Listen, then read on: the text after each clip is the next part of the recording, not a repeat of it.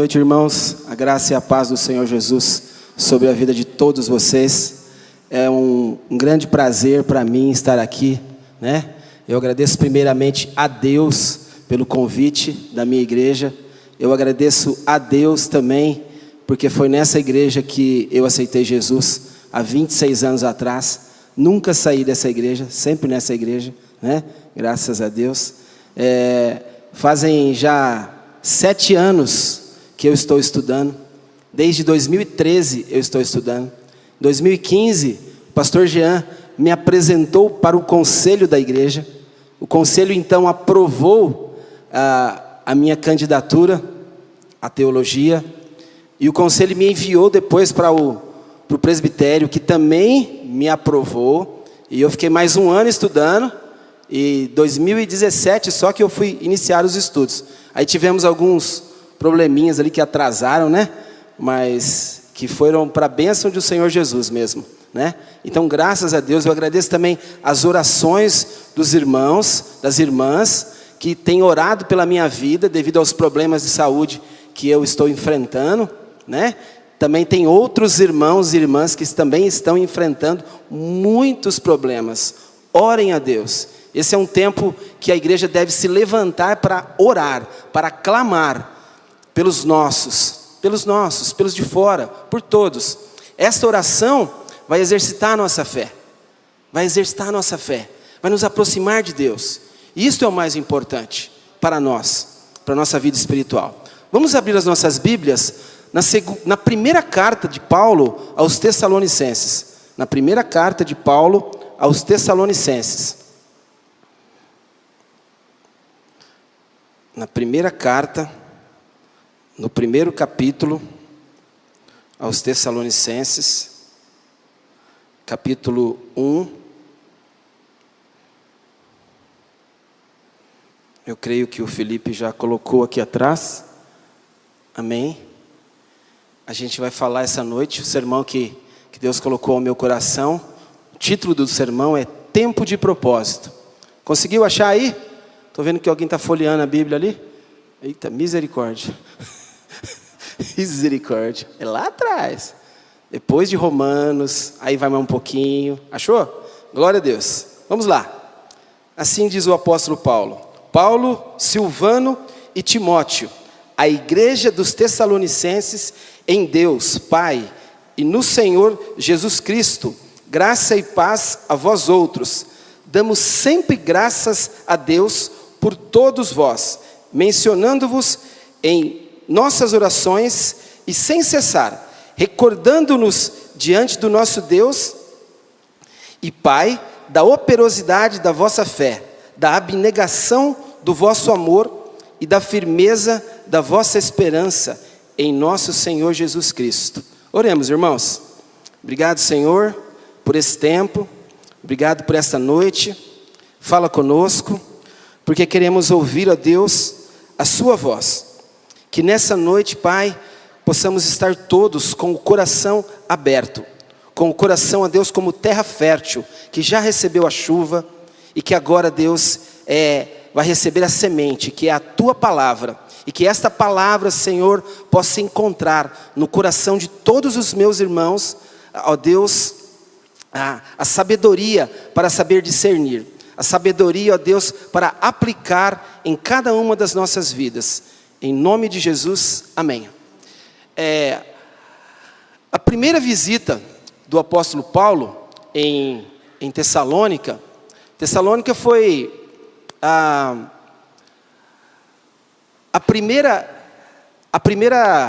na segunda viagem missionária do Paulo, Tessalônica foi o primeiro lugar que ele parou. Ele parou e ali ele ficou por apenas 3 semanas.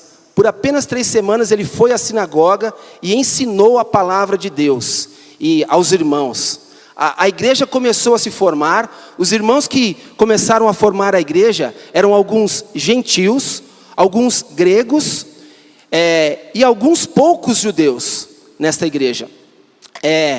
Após essa 3ª semana, Paulo sofreu tremenda perseguição e pelo bem da sua vida, ele teve que fugir.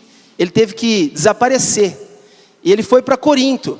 E ali ele ficou algum tempo, e depois de algum tempo, ele enviou Timóteo para saber como é que andava, a quantos andava essa igreja, como ia os irmãos que se converteram através da vida de Paulo e através da vida de Silas, que na verdade Silvano, a tradução do grego, pastor Guto que deve saber melhor essas coisas, né pastor? Né?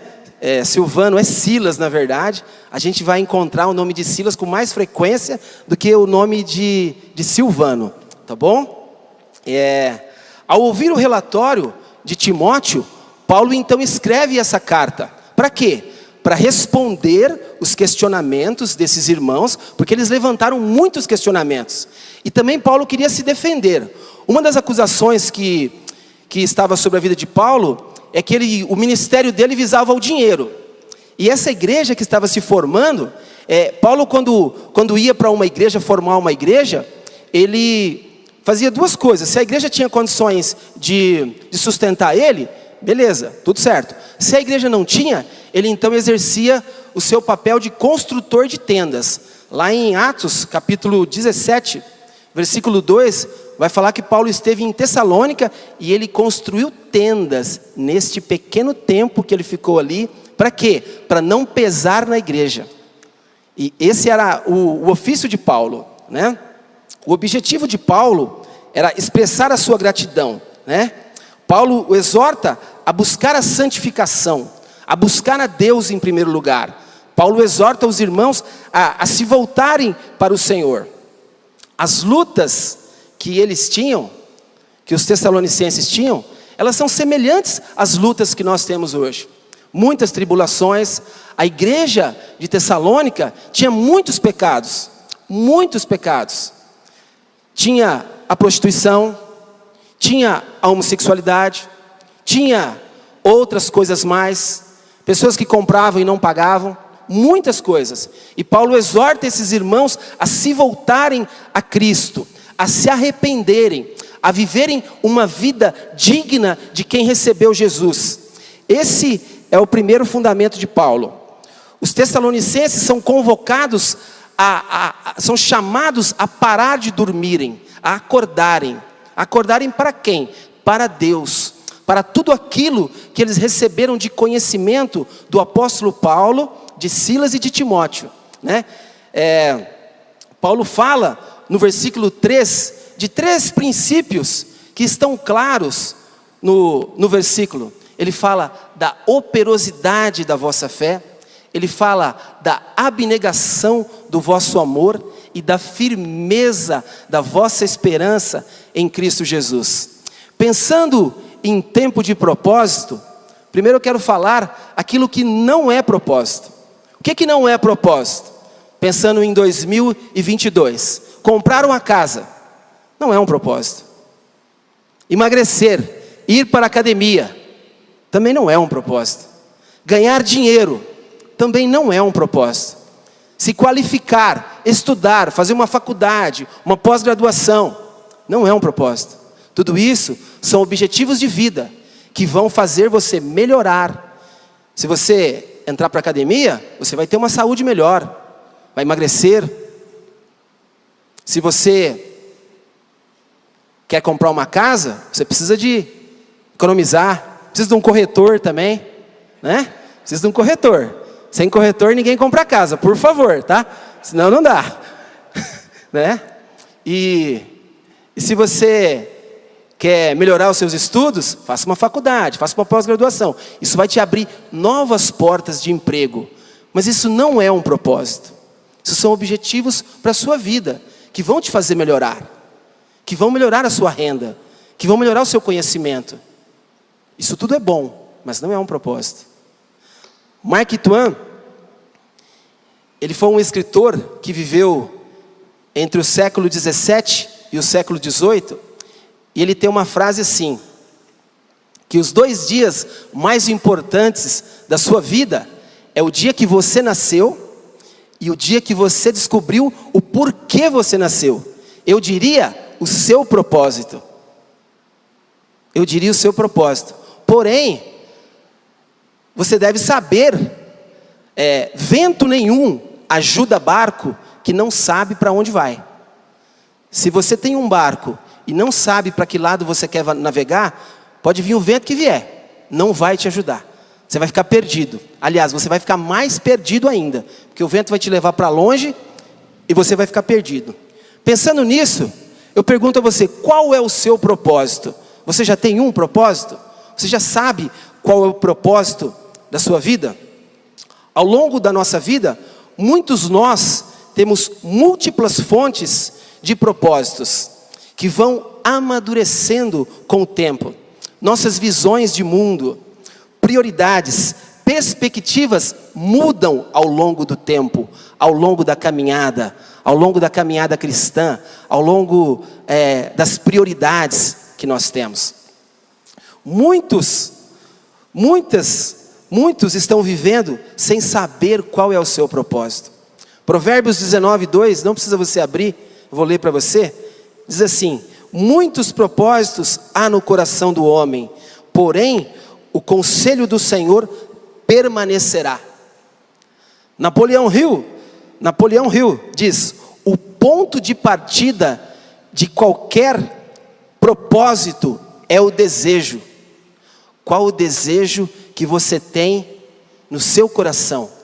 Qual o desejo está batendo mais forte no ano de 2022, no seu coração?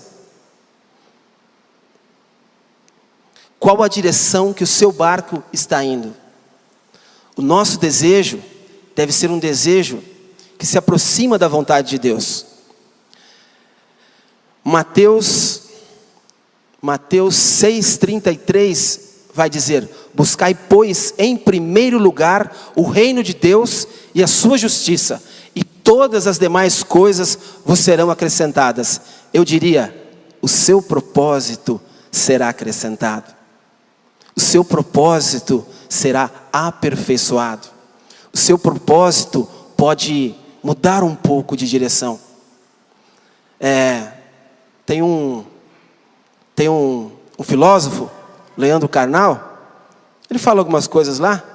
Uma delas que ele fala é a seguinte: ele era professor de 5ª série, ginásio, e depois de 30 anos, ele encontrou a professora lá num aeroporto, e ela estava pegando férias, e ele também estava indo para os Estados Unidos. Ela estava indo para o Brasil, e ele estava indo para os Estados Unidos. Ele estava indo para o Brasil, ela estava indo para o Brasil aproveitar as suas férias. Ele estava indo para os Estados Unidos aperfeiçoar o seu inglês, melhorar a sua condição numa outra língua. Ele já não era mais um professor de 5ª série. A professora da 5ª série continuava lá, na 5ª série, com a turma dos 11 anos, 12 anos, os repetentes, sofrendo. Então, irmãos, o propósito muda, as coisas mudam. As coisas mudam. Para isso, o desejo do nosso coração deve ser santo, agradável a Deus.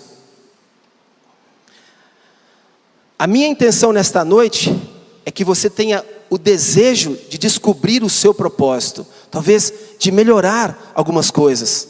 Nossa igreja é uma igreja missionária. Nossa igreja é uma igreja séria. Nossa igreja é uma igreja abençoadora, formadora de igreja. Nossa igreja tem um conselho muito sério, pastores muito sérios, pastores responsáveis, pais de famílias, maridos sensacionais, bons maridos. Isso é sensacional. Isso é uma igreja séria. E eu penso que todas essas coisas podem acrescentar na nossa vida. Tem um filme chamado Trama Internacional. Não sei se você já assistiu. Eu já assisti. E um dos atores do filme diz assim: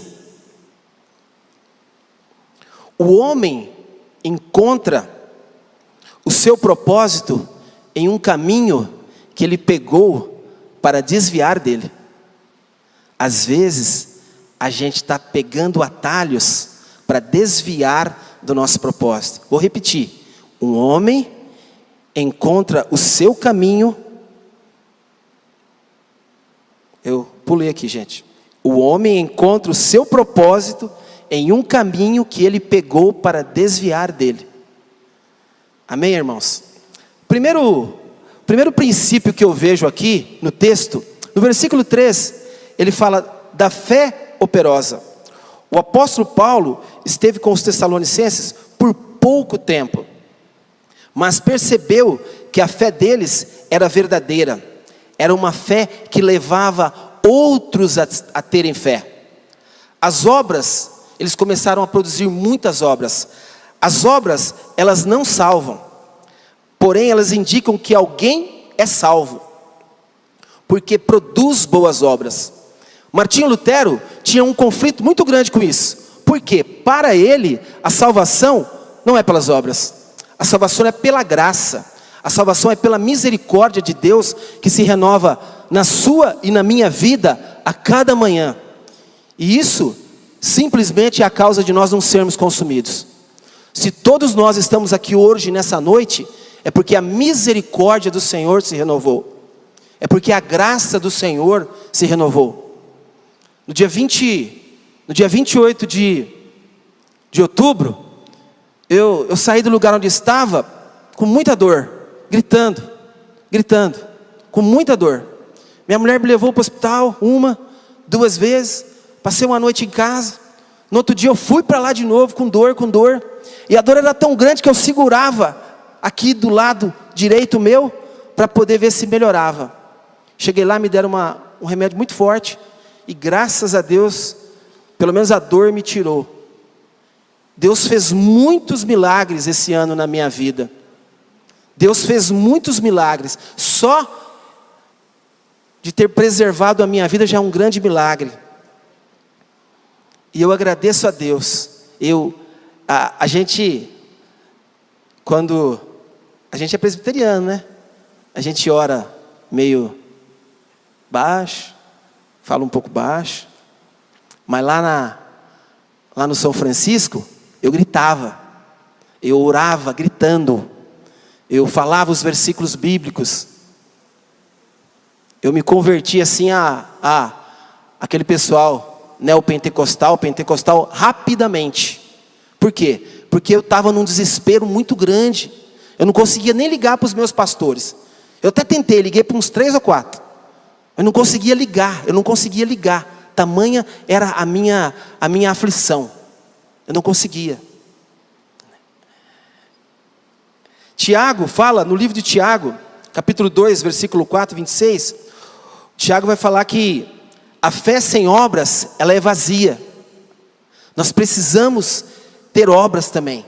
Precisamos de muitas obras. Existem obras porque elas existem fé.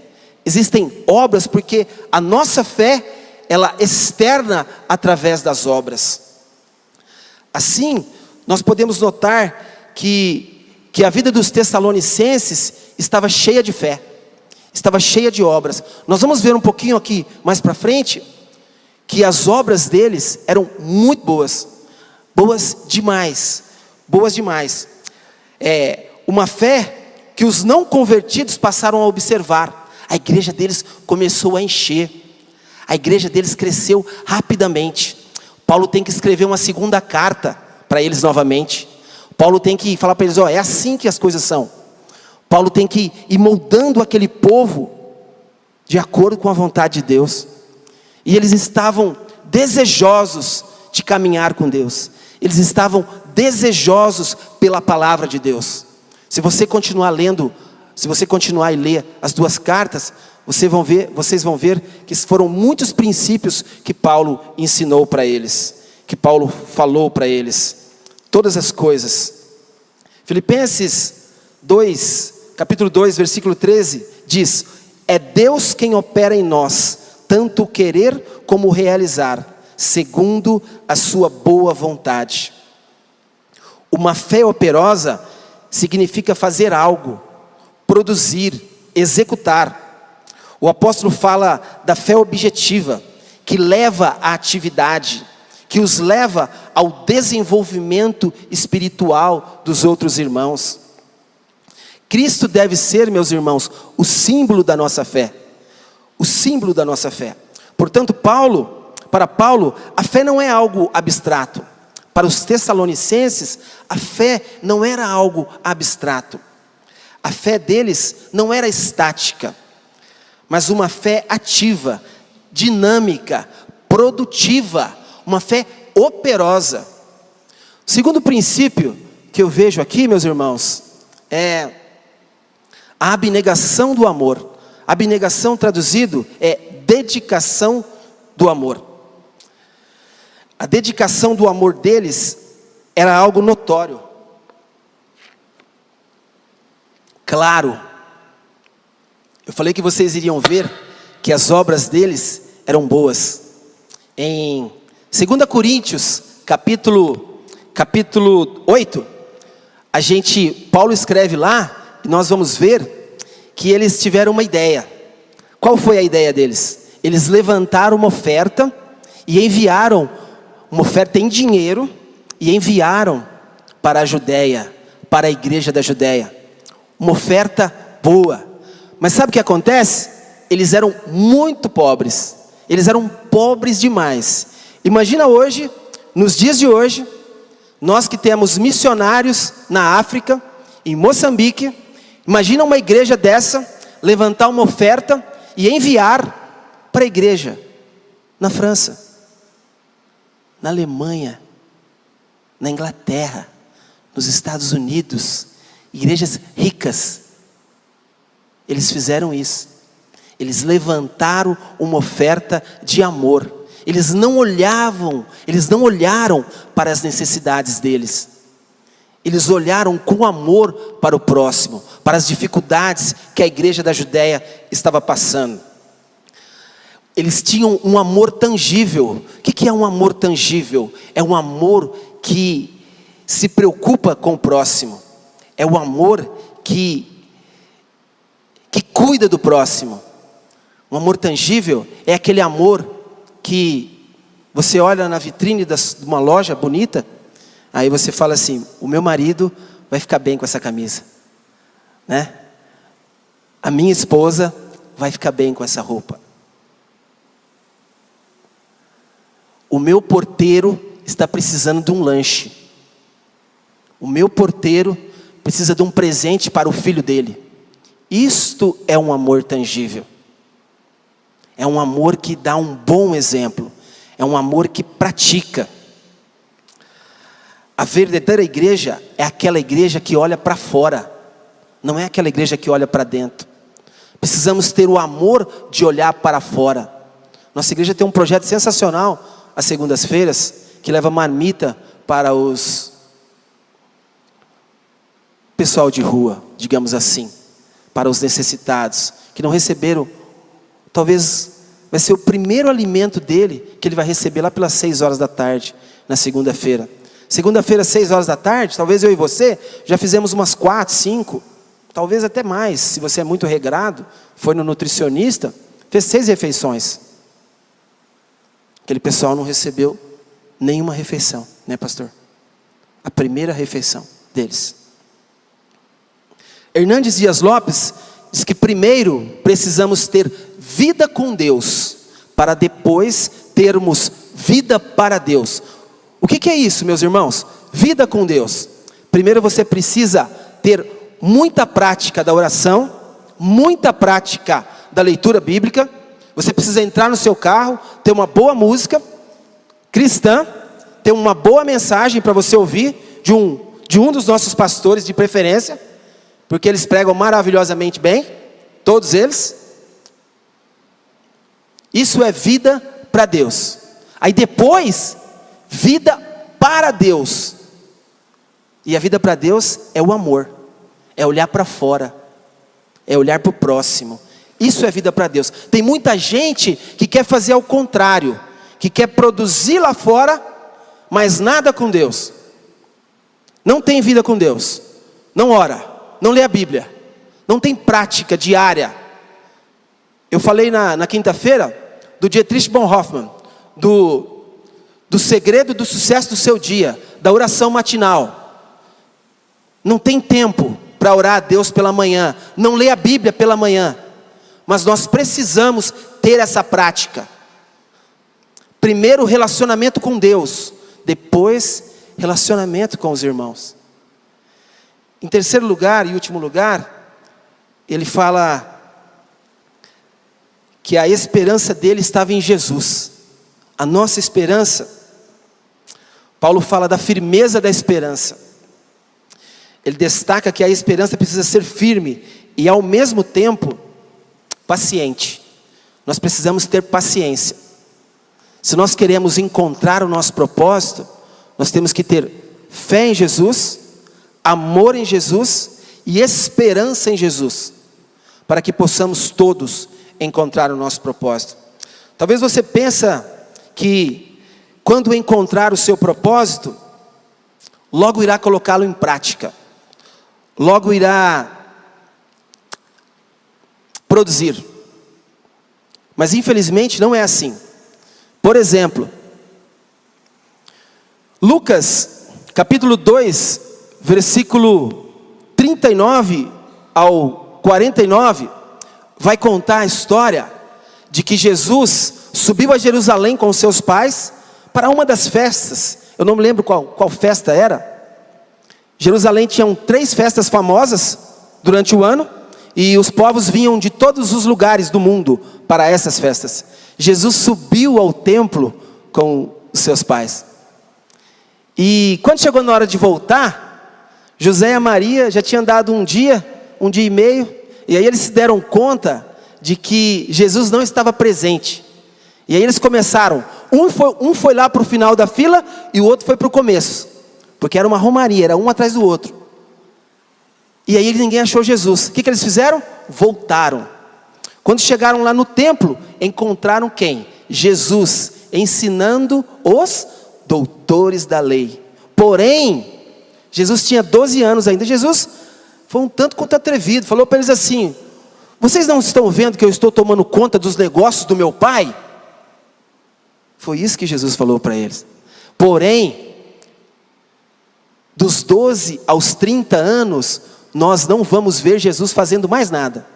Jesus some, desaparece. Por quê? O contexto judaico, o filho precisa aprender primeiro o ofício do pai. O pai dele era o quê? Carpinteiro. Ele foi para a carpintaria. Ele foi desenvolver o propósito dele aonde? Na carpintaria. Demorou quantos anos? Mais 18 anos. Irmãos, propósito demora um pouquinho de tempo. Deus trabalha no anonimato. Deus trabalha no dia a dia. É no dia a dia que você e eu vamos construindo o nosso propósito. Que você e eu vamos encontrar as mudanças que nós devemos fazer para o nosso propósito. Eu, antes de ser seminarista, eu estudei educação física. Meu sonho era unicamente ser treinador de futebol. Apenas isso. Eu estudei só para isso. Mas no meio do caminho, eu tive um encontro real com Jesus. E Ele me chamou. Eu tive 2 oportunidades de trabalhar profissionalmente em 2 times de futebol. Uma em 2011 e a outra em 2013. Mas em 2012, 11 e 12. Mas em 2013, eu tive um encontro real com Cristo. E eu aceitei o chamado pastoral. Fui desenvolvendo. Pastor Jean me auxiliou muito nesse tempo todo. Eu vinha para a igreja na sexta-feira. Aí eu fui ser diácono com o João Jacó. Auxiliar de diácono. Era auxiliar de diácono. Depois, quando teve eleição, eu virei diácono. Aí eu acompanhei o pastor nas aulas que ele dava de sexta-feira para os novos membros. E eu fiquei ali 6 meses. Aí eu dei uma aula. Falou: Ricardão, dá uma aula. Dei uma aula. Aí no segundo semestre, eu continuei acompanhando ele. Fazia 2 matérias no seminário. Uma com o pastor Juba e outra com o pastor Jean. Aí depois, e eu continuei, firme, forte. Aí a turma, era 2 turmas para batizar. Uma turma na sexta, outra turma no domingo. E aí eu já estava no 2º ano. Aí o pastor Jean falou assim, ó, agora não dá mais. Nosso irmão, grande irmão Tércio, estava com a turma de domingo. Falou que queria descansar um pouco. Perguntou se eu não podia assumir. Assumi também. Então eu tinha toda semana a minha agenda cheia. Na segunda eu não fazia nada. Na terça eu vinha na escola de líderes. Na quarta tinha célula. Na quinta tinha culto. À noite eu estava aqui. Na sexta tinha o pessoal dos adolescentes que eu ajudava também. E no sábado tinha o culto de jovens. A gente estava aqui, né, Júnior? Graças a Deus. E no domingo estava aqui. Alinhando o meu propósito. Trabalhando. Servindo a Deus. Com tudo que eu podia fazer. Quando pensamos em propósito, as coisas são um pouco diferentes.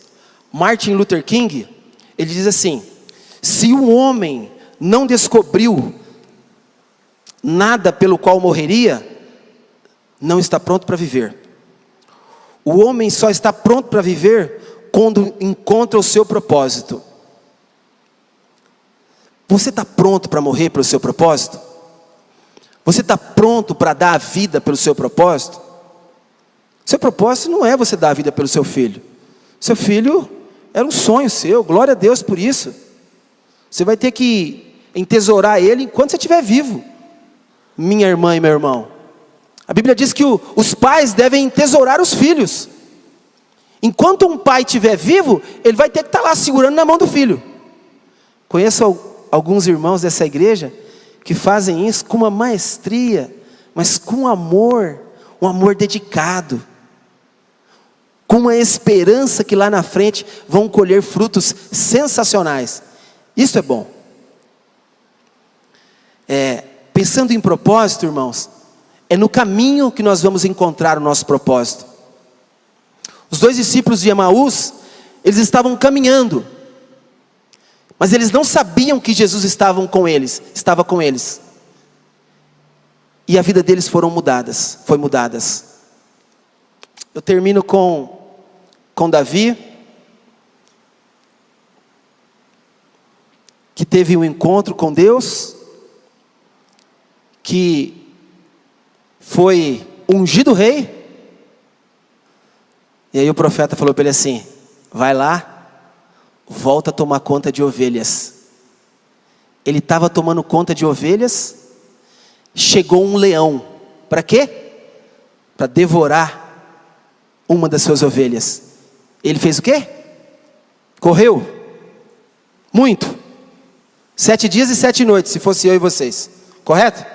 Não. Ele enfrentou o leão e matou o leão. Deus tinha mais para ensinar para ele. Deus também tinha um urso. Um urso, quando ele anda com as 4 patas no chão, ele não parece muito grande. Mas quando ele fica em pé na sua frente, ele fica com 3 metros. Ele fica na altura dessa estrela. Aqui. Imagina você, só que lá embaixo. Eu tô aqui em cima no púlpito. Imagina você enfrentando um gigante. Davi enfrentou um gigante. No meio de tudo isso, teve um Golias ainda. E aí, depois, ainda teve um rei que perseguiu ele, para onde ele fosse. Propósito demora tempo para se cumprir. E eu creio que Deus está trabalhando no anonimato. Deus está trabalhando no tempo dele. No tempo dele, você e eu vamos encontrar a direção para a nossa vida. Vamos encontrar a direção para o nosso barco. Mas enquanto isso, você fica aí. Trabalhe como um missionário para essa igreja. Trabalhe como um missionário para Deus. Sirva ao Senhor com alegria. Faça o seu melhor. Não desanime. O apóstolo Paulo, ele escreve todas as cartas dele. E todas as cartas dele, ele procura nos reanimar, nos animar na fé, nos levantar, nos colocar para cima. E é isso que nós precisamos, de nos reanimar em Cristo. Ter fé operosa, ter um dedicado amor e ter a esperança em Cristo Jesus.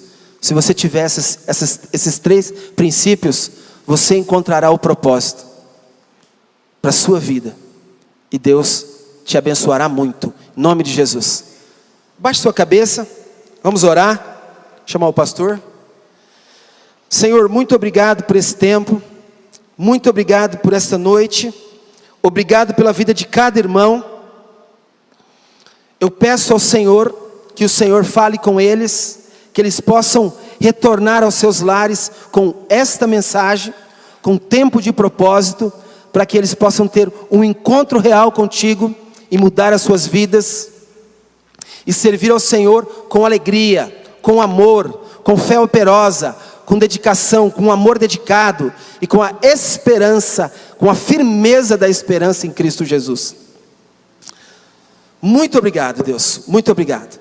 Por isso eu te peço a tua graça, o teu amor, que o Senhor renove as forças dos nossos irmãos que estão em casa, pelas nossas plataformas digitais. Deus, em nome de Cristo Jesus, que assim que esses irmãos puderem, eles possam estar aqui conosco na celebração, tanto pela manhã quanto pela noite, para que a tua casa possa estar cheia, Senhor, porque é um privilégio estar na sua casa. Muito obrigado por essa casa, em nome de Jesus, amém.